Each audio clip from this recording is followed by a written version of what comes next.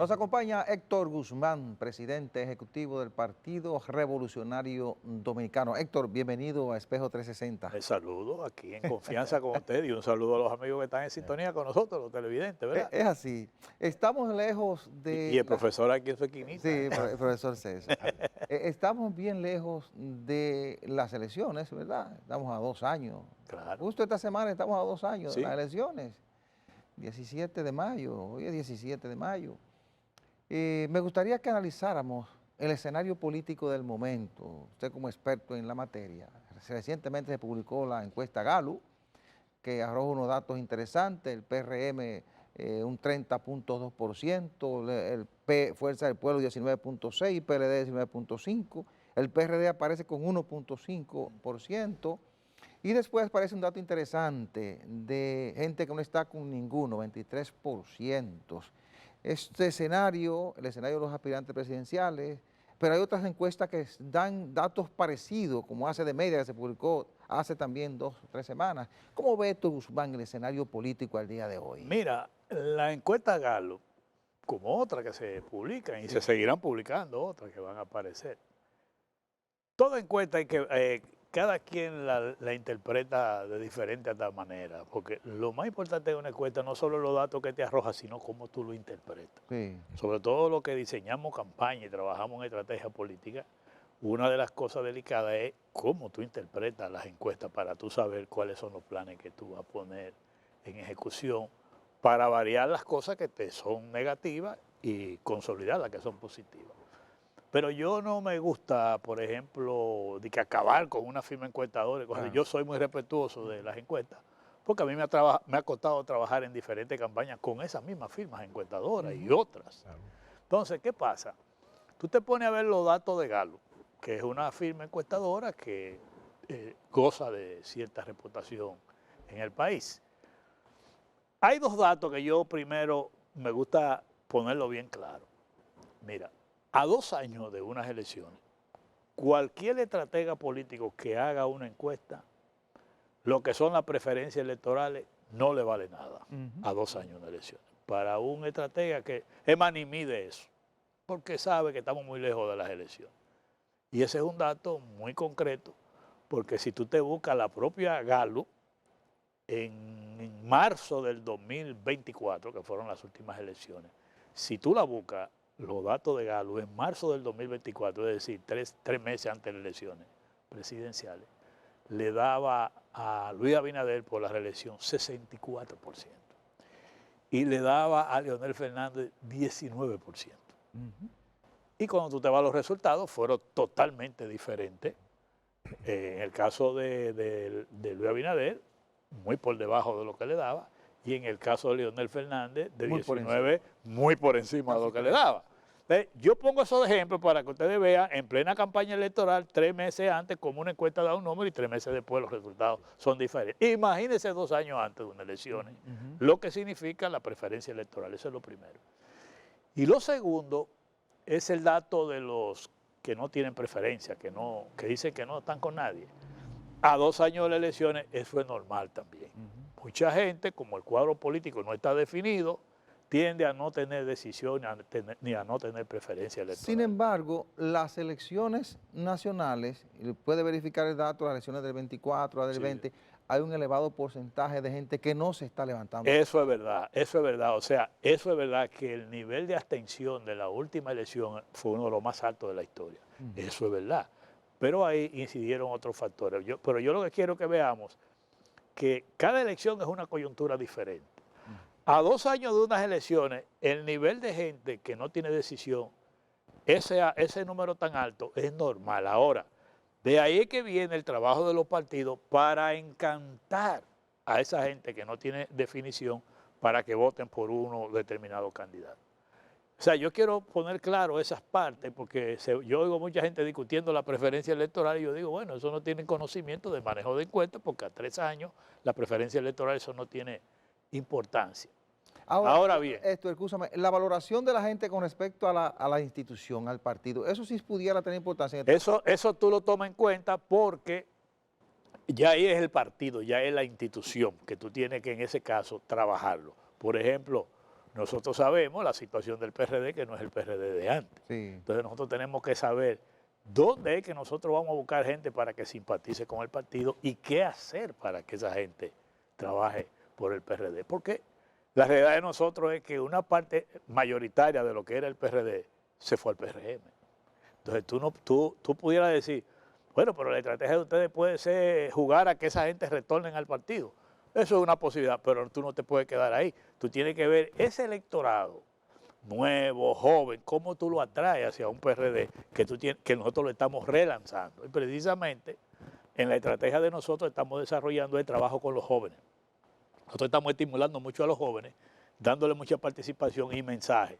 Que el trabajo que estamos haciendo es buscando el legado de José Francisco Peña Gómez para ver cómo encantamos a esos jóvenes a que se incorporen a trabajar PRD en esa dirección. Ahora bien, ¿cuál es el panorama político electoral? Miren, nadie sabe al día de hoy quién es el candidato del PRM oficial, nadie sabe, ni nadie sabe cómo va a terminar ese proceso internamente. Es así. Por tanto, eso no está definido. Nadie sabe hoy quién es el del PLD, ni tú sabes cómo va a terminar ese proceso internamente. Porque en un partido tan importante es que tú escojas un buen candidato como que el proceso también termine bien. Porque si termina con confrontación y división, los resultados son otros. Y en el caso de la Fuerza del Pueblo, que es el otro partido mayoritario, todavía hay la disyuntiva de si es el papá o es el hijo a nivel presidencial. Y si nos vamos entonces a las otras candidaturas municipales y congresionales, esos son factores que también van a incidir en los partidos políticos para determinar el panorama. Y el mejor elemento es lo siguiente. Si yo no sé quién es el de la Fuerza del Pueblo candidato, ni sé quién es el del PRM, ni sé quién es el del PLD, en una confrontación electoral tú no sabes a quién tú le vas a tirar. Sí. Entonces, la confrontación entre candidatos no ha venido todavía, porque tú no sabes con quién tú vas a discutir. Sería un error yo ponerme a tirarle a un candidato del PRM donde hay 7 u 8 aspirantes. Y es cierto lo que dice, además de ese dato, cómo terminan esos procesos, porque como terminó el proceso del PRD fue lo que definió el 2020. El 2020, exactamente. Y hubo un caso con nosotros, con el PRD, que cuando terminamos un proceso con muchísimos problemas internos, que no se aceptaban los resultados, tuvimos consecuencias de eso. Entonces, esos son elementos importantes, lo que quiere decir que al día de hoy el panorama político no está definido, no está claro, ni para el electorado, que tú ves que hay una mayoría muy importante que no tiene definición, ni tampoco para el escenario político de los partidos, porque, por ejemplo, en la oposición, todos los cañones de nosotros van dirigidos al gobierno, a la gestión de gobierno, no a ningún aspirante del PRM. No hay por qué hacerlo, porque tú no sabes con quién es que tú vas a la confrontación. E inclusive, yo recuerdo una experiencia política electoral a raíz del escenario indefinido. En el 2004, Eduardo Estrella compitió a lo interno del Partido Reformista con Jacinto Peinado. Ustedes recuerdan ese proceso. Eduardo Estrella llegó a colocarse en un 38% de preferencia electoral en esa confrontación interna con Peinado, que después terminó en una confrontación muy fuerte, que le quitó fuerza a Eduardo Estrella. Y de cara al proceso electoral, Eduardo Estrella, que era un candidato joven, nuevo, muy atractivo en ese momento, ¿en cuánto terminó? En un 8%. En un 8%, porque entonces cuando vino la confrontación, que los candidatos eran Hipólito Mejía del PRD y Leonel Fernández del PLD, cuando le entraron a Eduardo Estrella, sobre todo que le entró Leonel Fernández, lo fue bajando, que yo me recuerdo que cerca de la elección era semanal que le bajaba 2 y 3 puntos, porque ellos trazaron una estrategia en el PLD que era que nosotros estábamos jugando a la segunda vuelta con el Partido Reformista. Nosotros decíamos, si el Partido Reformista saca un 15%, hay segunda vuelta. Y el PLD parece que se dio cuenta y entonces le entraron a Eduardo Estrella y le tumbaban hasta 3 puntos semanal. Cuando estaba como en 16 comenzaron y lo bajaron a un 8. Entonces, por eso que yo digo que hasta que no estén definidos los candidatos en los partidos y vayamos a una confrontación directa, nadie va a saber lo que pudiera pasar para el 2020. Ingeniero, fíjese, yo observo que al parecer los políticos tradicionales no se están dando cuenta de unos fenómenos que están aconteciendo en el panorama político actual. Por ejemplo, hay el surgimiento de una serie de líderes nuevos que no son líderes, diríamos, de partidos tradicionales. Sí. Son personas que tienen su propio discurso y que incluso las encuestas últimamente han estado apareciendo. Sí. No significa que vayan a tener un resultado importante, pero también sumándole a esos factores el asunto de las grandes abstenciones que son crecientes, Sí. porque yo me pongo a ver las estadísticas y veo que hay un aumento progresivo de la abstención. No han tomado los partidos políticos en cuenta. Además, usted dijo ahora sobre atraer la juventud, pero parece que esta juventud como que está pensando en otra cosa. Sí, sin lugar a dudas, sin lugar a dudas, eso que tú señalas es un factor que nosotros hemos estado trabajando. Por ejemplo, nosotros estamos buscando líderes naturales, comunitarios y sociales.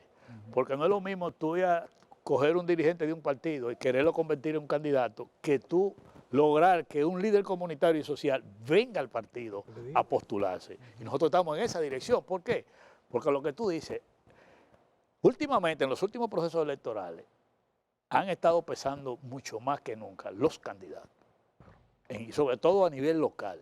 Aquí hay líderes locales, sociales, que se pasan el año entero trabajando por su comunidad, pero que no han decidido aspirar a un cargo electivo. Entonces, y quizá ni le interesa. Ni le interesa, ni siquiera piensan en eso. Sí. Porque yo mismo me he acercado a dirigentes sociales y a algunos religiosos diciéndole, mira, la única manera que tú tienes para ayudar a tu comunidad, ayudar a tu gente, es venir a los espacios donde se toman la decisión de Estado.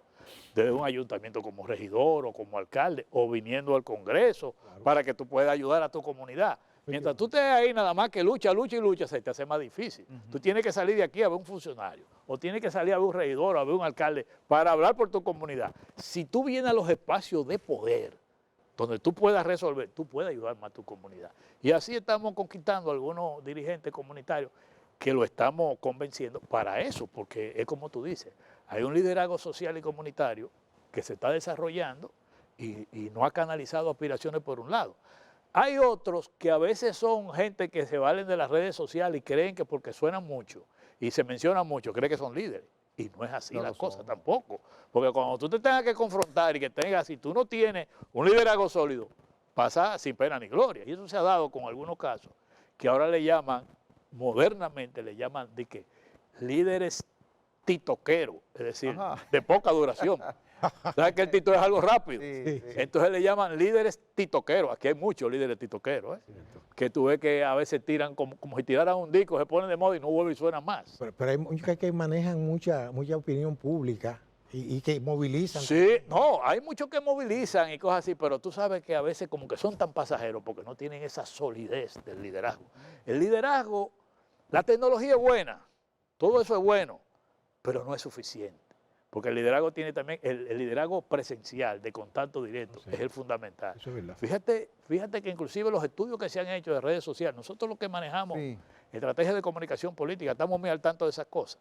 Por ejemplo, las redes sociales es el mecanismo donde la información llega más rápido y mayor a la población, pero era de menor credibilidad. Es así. La que llega menos son los medios tradicionales, pero son las de mayor credibilidad. Es así. Esos son elementos que hay que manejar. Sí. Y eso está estudiado, yo no me lo estoy inventando. Es así. Hay estudios que revelan eso. Entonces así pasa con muchos liderazgos que son titoqueros. Hay uno que a lo mejor no maneja muchas redes y tiene un liderazgo en un barrio, en una provincia. E incluso la gente a veces no confía ni siquiera en los artistas, aún siendo de la provincia. Recuerda el caso de Fernandito Villalona. Exactamente. Balaguer lo llevó por su provincia. Exactamente. Creo que de Santiago Rodríguez, ¿verdad? La Jabón. Jabón, perdón. Sí. Es que una cosa es tú tener popularidad. Sí. Y otra cosa es tú tener liderazgo. Como yo le digo, que cara nueva, que a veces dicen, hay que tener cara nueva. Y yo le digo a algunos amigos que dicen eso, y yo, pues sí, así yo voy a poner al hijo mío. Si es cara nueva, ¿verdad? Pero no es así las cosas. Bien. Hay que trabajar Héctor, socialmente. permítanos hacer una breve pausa. En unos minutos regresamos con esta interesante conversación. Adelante, director. Continuamos con esta interesante conversación con Héctor Guzmán, presidente ejecutivo del PRD. Héctor, independientemente de todo ese panorama que usted ha muy bien explicado. En la parte política, en la porque no parte hemos entrado a lo política. económico y No, lo vamos a social. entrar para allá ahora, sí. Antes de entrar a la parte económica, me gustaría que abordara lo relativo a las candidaturas independientes. Sí. Que de hecho que hay un tema pendiente porque el Constitucional decidió que el Congreso resolviera el asunto de las candidaturas independientes para que no hubiera choque con la Constitución. Sin embargo, el Congreso lo que hizo fue que prácticamente las anuló. Sí. ¿Cree Héctor que hay cierta posibilidad, en medio de este cuadro que ha planteado, cierta posibilidad de que alguna figura independiente emerja en el proceso electoral dominicano? No se puede descartar. Cuando tú tienes unos niveles de abstención como la que mencionábamos ahorita y una política que hay que reconocer, yo admito que la política ha degenerado mucho en la República Dominicana, que puede surgir un líder que no esté organizado en un partido político.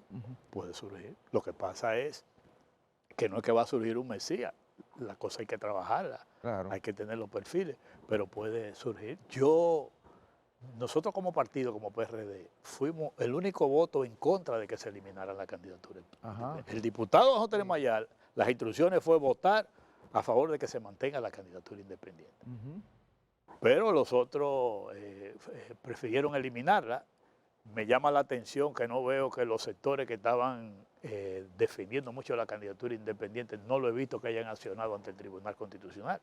Nosotros, Pero eso es un capítulo pendiente, seguro que lo van a hacer. sí, yo espero que lo hagan, porque no hay por qué temer a que la candidatura independiente, todo lo que contribuye al fortalecimiento de la democracia hay que apoyarlo. Y el PRD, que es un partido que ha demostrado que cree en la democracia, nosotros de una vez dijimos, no, hay que apoyar la candidatura independiente. Lo que nosotros sí hemos planteado siempre es que igual que la candidatura independiente, todas deben ser bajo un marco regulatorio mínimo que deben tener, que no pueden ser tan exigentes como los activistas de los partidos políticos, pero tiene que tener un marco regulatorio. Y de hecho el constitucional se lo planteó. Exactamente, y entonces lo que había que hacer, porque mira qué es lo que pasa, por eso es que nosotros en la política se pierde la credibilidad cada día más. Nosotros fuimos con la Junta Central Electoral, todos los partidos, con la sentencia del Tribunal Constitucional, y elaboramos de común acuerdo con la Junta una ley de regulación de la candidatura independiente. Exacto.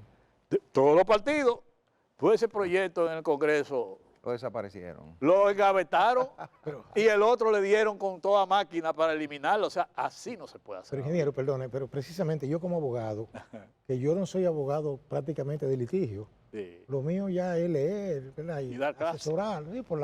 Ya la edad que tenemos, que somos ya...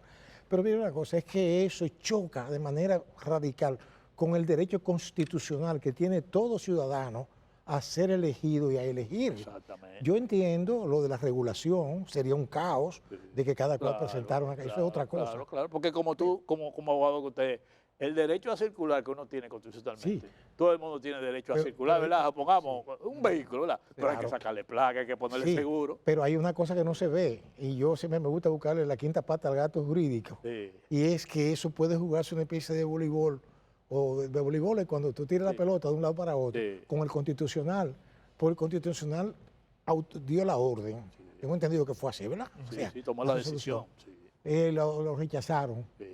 entonces ese rechazo podría ser sometido Eso es lo al que estoy escrutinio. diciendo, que debía de llevarlo a las mismas organizaciones, llevarlo al Tribunal Constitucional, Eso porque el entiendo Tribunal yo. Constitucional, su decisión no la va a cambiar. Claro.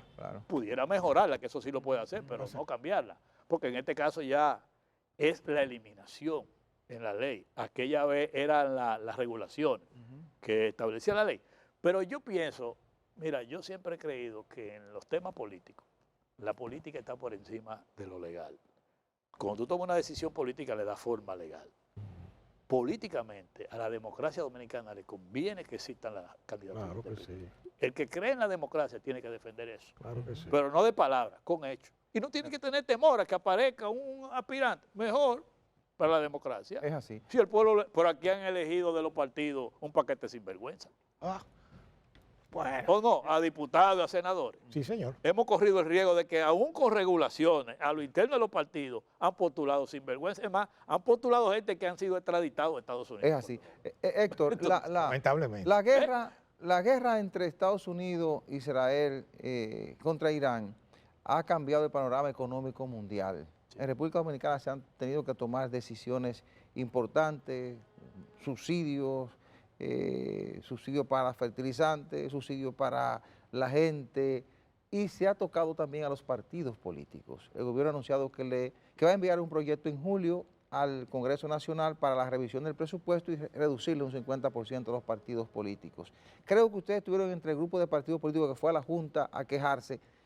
¿En qué está eso? ¿Creen ustedes que eso puede prosperar en el Congreso? ¿Qué tan peligroso pudiera ser eso para la democracia? Porque he visto que el discurso de la oposición o de los partidos que fueron a la Junta es de que eso puede afectar el desenvolvimiento de la democracia dominicana. Mira, yo soy de lo que digo, que a veces la forma es más importante que el contenido.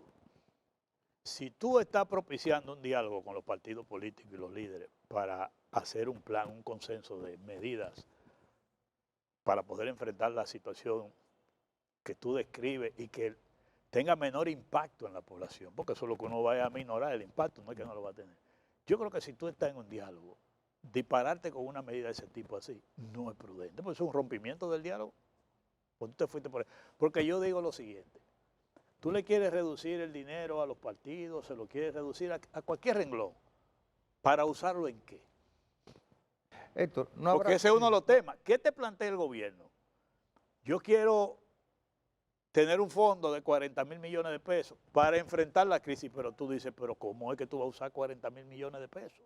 O sea, y yo lamento que fue el director de presupuesto que anunció eso, porque el director de presupuesto sabe que en la administración pública usted tiene que establecer ingresos y egresos. Y egresos, sí. O sea, cuando usted dice recibo, usted tiene que decir en qué lo va a gastar. Claro. ¿Entiende? No habrá... Esto es lamentable, el manejo. Y hay que entender lo siguiente. ¿Qué señalamos los partidos políticos? Que de acuerdo a la ley de presupuesto, ya de por sí, a lo que le corresponde a los partidos por el presupuesto, le habían rebajado el 52%. O sea, ¿verdad? De lo que, si a ti te correspondían 100 pesos, mira, te quitaron 52. Te quedan 48. De esos 48 te están diciendo a ti, oye, te vamos a dar 24, mamá, te están diciendo. Ahora, yo no me fijo ni en la cantidad ni en el monto. Yo digo, ¿qué tú vas a hacer con eso? Ahora, Héctor, ¿no habrá una jugada de ajedrez en esa decisión del gobierno? Como ustedes están pidiendo que nos sacrifiquemos todos, como ustedes nos están pidiendo austeridad, porque ese fue el discurso tanto en la reunión con Danilo Medina como con Leonel Fernández, con los sectores que se consultaron, ¿no habrá una jugada a anunciar el recorte a los partidos políticos para decirles, bueno, como están pidiendo que todos nos pongamos el cinturón, ustedes se lo van a poner también? Si como ustedes se oponen, ustedes van a quedar mal ante la población, de como que ustedes no quieren que les recorten los recursos que les corresponden, lo que sí quieren es que el gobierno sí se recorte los recursos. Yo pienso que en el momento que el gobierno hizo eso, lo hizo como un mecanismo de distracción porque había aumento de los combustibles esa semana. Fíjate que el jueves el gobierno anuncia la medida, fue un jueves. Sí. Y el viernes en la tarde vino el aumento de los combustibles de 9 y 7 pesos. Ya ese día no se estaba hablando de los aumentos de los combustibles, sino del problema de los partidos, la reducción de los fondos públicos. Pero también yo quiero señalar, y esto sí es importante destacar, que esa amenaza de reducir un 50% los fondos públicos para los partidos, este gobierno la tiene desde un principio. En los otros procesos, en los procesos electorales del 20 para acá, eso ha sido una batalla campal, los dos procesos electorales. O sea, ese director de presupuesto, de mi amigo Rijo, desde un principio ha planteado eso.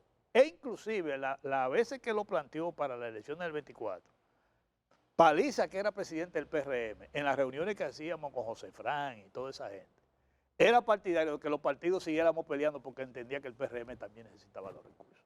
Sí. Para que pongamos la cosa clara, porque se quieren aparecer, no, mira, aquí yo estoy hablando cosas claras. Es decir, que Paliza jugó dos papeles. Jugó dos papeles. En ese tiempo, inclusive, él decía, él era que le informaba al presidente lo que decían los partidos, la situación en que estaba. Excúsame. Sí. Incluyendo los aliados que ellos tenían como 20 para la elección del 24. No aparecían yendo a la Junta ni nada de eso, pero nos decían a nosotros, sigan peleando que como que a nosotros también nos toca. Así que vamos a poner la cosa seria. Precisamente, yo estoy observando el asunto del financiamiento de los partidos y entiendo que es normal. Yo siempre me he opuesto, pero he estado porque uno puede corregir cosas que no está claro. Perfecto, está bien hasta ahí, ok, pero hay algo que los partidos no hacen, nunca han hecho, que yo sepa, no rinden cuentas. Cuando usted recibe dinero del Estado, porque ese es un dinero del erario, debe rendir cuentas y tengo entendido que los partidos no dicen cómo ni en qué gastaron el dinero. No, todos los meses los partidos rinden un informe a la Junta. Por ejemplo, nosotros. Bueno. Nosotros mensualmente a la Junta Central Electoral les rendimos un informe de cómo lo gastamos. Aquí aparecen las partidas en que se gasta. Y la Junta tiene una unidad financiera administrativa para investigar, para evaluar los informes de los partidos. Eso está claro ahí. Ahora, yo quiero que entendamos que este tema ahora fue traído por los moños. Fue como una distracción. Okay. Y hay que recordar, mis señores, el financiamiento de los partidos políticos con el cual todos estuvimos de acuerdo fue una conquista que impulsó el doctor José Francisco Peña Gómez. Es así. Es así. Y tú ves ahora muchos que dicen que ese Peña Gómez, tú lo ves ahora todo lo contrario. Ah, no. Porque es que aquí esa doble moral. Ahora sí, esto, lo que sí la gente critica es que el objetivo era evitar que el dinero sucio entrara a las campañas y sigue entrando. Sí, No se ha evitado. Lo que pasa es que es como en todo. Todo tiene su regla, todo tiene sus consecuencias. Si tú no la aplicas, no puedes generalizar. Porque, por ejemplo, nosotros en el PRD no tenemos candidatos que hayan dado dinero del narcotráfico ni de la corrupción. Ujú. Aquí se sabe dónde ha estado esa gente. Oye bien, lo que más tienen. Ujú. Entonces, porque yo soy de lo que, mira, yo soy de lo que estoy de acuerdo que sea lo mínimo que los partidos reciban, porque la política es un ejercicio voluntario. Lo que pasa es que ya estamos en una época donde tú sostener un local como el que tenemos nosotros ahí, entre lo que es el pago de luz, mantenimiento y un personal que tiene que estar ahí, te cuesta unos recursos, ¿verdad? Claro. Y hay que diferenciar lo que son los fondos que le entregan a un partido a los fondos que le entregan a los candidatos, que es diferente. Es así. Que son diferentes. Los fondos que manejan los candidatos, que vienen inclusive de procedencia cuestionable, hay que diferenciarlo de los que manejan los partidos. De esos cuartos que manejan esos candidatos, que la ley obliga a hacer reporte, de eso sí no lo hacen. Héctor, mire, hay un tema que yo quisiera que no se quede, el tema económico. De hecho, las encuestas que se han estado publicando reflejan cierta incertidumbre de la gente, que se siente insegura con la perspectiva económica. Mira, José María, ¿Qué piensa usted de la situación José María, actual? esto no hay que hablar mucho ni hay que hacer encuestas. Popularmente la gente te lo dice claramente, la vaina está dura, hermano. Está difícil la comida, está difícil producir dinero, está difícil la medicina. Aquí hay gente que hasta la pastillita de la presión, a veces dejan de consumir un día creyendo que se están ganando un día, porque no tienen dinero. Yo vivo eso constantemente como político, que vienen amigos tuyos, compañeros, que te dicen para comprar una tirilla de la pastilla de la presión. No una caja, una tirilla. Oye bien, tengo 3 días que no me la veo. La comida ni se diga, hermano. Oye, la medicina está a unos niveles, la salud, señores, en este país, está a unos niveles ya preocupantes. Aquí hay gente que su medicamento mensual, todos los meses en alza. Obsérvenlo. Gente de la edad de nosotros ya nos damos cuenta, porque todos los meses tenemos que comprar las pastillas. Claro. Y eso es alza y alza. Eso es inaguantable. La situación está dura. Y además, la queja mayor que lo revelan las encuestas, ¿tú sabes cuál es? Que el dinero no le alcanza a la gente. No le alcanza. El que está ganando 15,000, 20,000, 25,000 pesos, eso es enliado. La tarjeta casi todas están pasadas, ni siquiera el pago mínimo la gente. Haciendo malabares. Oye, el pago mínimo se ha complicado en la gente. Ay, sí. Digo, yo estoy hablando cosas reales. Para eso no hay que hacer encuestas, hermano. Porque a nosotros, a uno como político, ¿sabes que el político es la persona que la gente le cuenta sus problemas personales y se siente con derecho? Finalmente, Entonces, Héctor, la situación está difícil y por eso, con las complicaciones internacionales, que la perspectiva es que tienda a agravarse, porque la guerra de Irán no se sabe cuándo va a terminar y ese tipo de cosas.